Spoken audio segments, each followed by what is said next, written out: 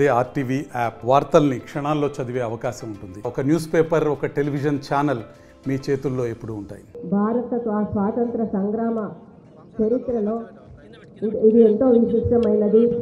మన జాతిపిత మహాత్మా గాంధీ, లాలా లజపత్ రాయ్, బిపిన్ చంద్రపాల్, బాల గంగాధర్ తిలక్, భగత్ సింగ్, పండిట్ జవహర్లాల్ నెహ్రూ, సుభాష్ చంద్రబోస్, సర్దార్ వల్లభాయ్ పటేల్, లాల్ బహదూర్ శాస్త్రి, గోపాలకృష్ణ గోఖలే, మౌలానా అబుల్ కలాం ఆజాద్ లాంటి ఎందరో త్యాగదనుల పోరాట ఫలితంగా మన దేశానికి స్వాతంత్రం లభించింది. స్వాతంత్ర సాధన కోసం తమ ప్రాణాలను పణంగా పెట్టి పోరాడిన ఎందరో స్వాతంత్ర సమరయోధులను, త్యాగమూర్తులను, రాజ్యాంగ నిర్మాతలను ఈ సందర్భంగా స్మరించుకుందాం. వారి త్యాగాల ఫలితంగానే నేడు మనం స్వాతంత్ర దినోత్సవ వేడుకలను ఘనంగా జరుపుకుంటున్నాం. స్వాతంత్ర సాధనకు పోరాడిన త్యాగదనులందరికీ ఈ సందర్భంగా జోహార్లు అర్పిస్తున్నాం. మన హనుమకొండ జిల్లా సర్వతోముఖాభివృద్ధికి రాష్ట్ర ప్రభుత్వం చేపడుతున్న వివిధ అభివృద్ధి సంక్షేమ కార్యక్రమాలను ఈ సందర్భంగా సవినయంగా మీ ముందు పెడుతున్నాను. ప్రజలకు ఇచ్చిన మాట ప్రకారం 6 గ్యారంటీలను అమలు చేసేందుకు ప్రభుత్వం కంకణం కట్టుకుంది.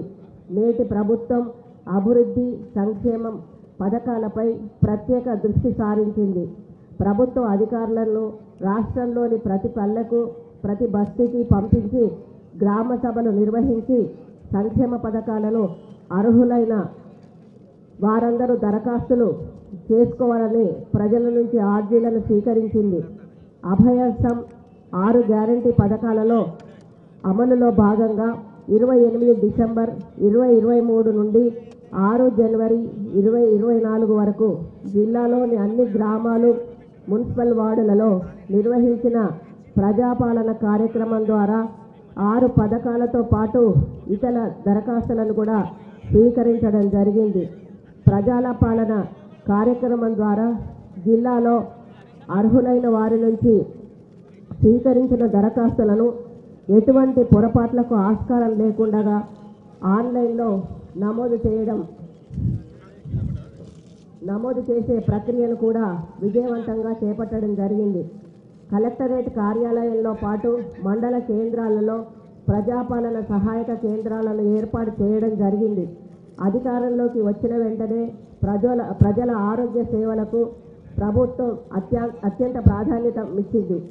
ఆరోగ్యశ్రీ వైద్య సహాయ పరిమితిని 5 లక్షల రూపాయల నుండి 10 లక్షల రూపాయలకు పెంచడం జరిగింది. దాదాపు 67,45,46,427 మేరకు ప్రభుత్వం వైద్య సేవలకు వెచ్చించడం జరిగింది. మాతా శిశు ఆరోగ్య కేంద్రాల ద్వారా ఏప్రిల్ 2024 నుండి 31 జూలై 2024 వరకు 1820 కాన్పులను విజయవంతంగా నిర్వహించడం జరిగింది. జిల్లాలో ప్రతి శుక్రవారము అంగన్వాడీ కేంద్రాలలో ఆరోగ్య సిబ్బంది పాల్గొని ఆరోగ్యము, పోషకాహారము, పరిశుభ్రతపై అవగాహన కల్పించడంతో పాటు వారికి అన్ని వైద్య పరీక్షలు ఉచితంగా అందించడం జరుగుతున్నది. వ్యవసాయ శాఖ రైతు రుణమాఫీ పథకం రైతు సంక్షేమానికి రాష్ట్ర ప్రభుత్వం కట్టుబడి ఉన్నది. తెలంగాణ ప్రభుత్వం గ్రామీణ వ్యవస్థను పటిష్టపరచడానికి వ్యవసాయ రంగానికి ప్రాధాన్యతనిచ్చి రైతుల సంక్షేమాన్ని దృష్టిలో పెట్టుకొని పంట రుణమాఫీ పథకాన్ని అమలు చేసింది.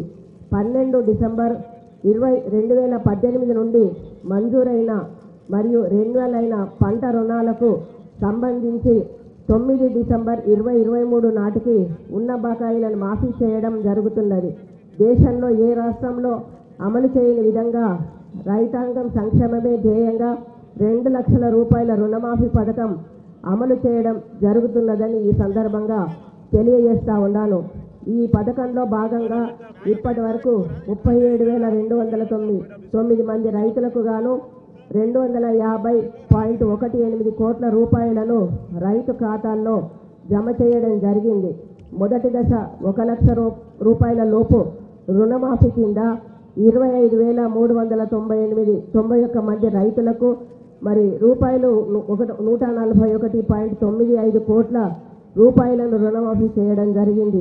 మరిన్ని వీడియోస్ కోసం ఛానల్ ని సబ్స్క్రైబ్ చేయండి, లేటెస్ట్ అప్డేట్స్ కోసం వాట్సాప్ ఛానల్ ని ఫాలో చేయండి అండ్ లింక్ డిస్క్రిప్షన్ లో ఉంది.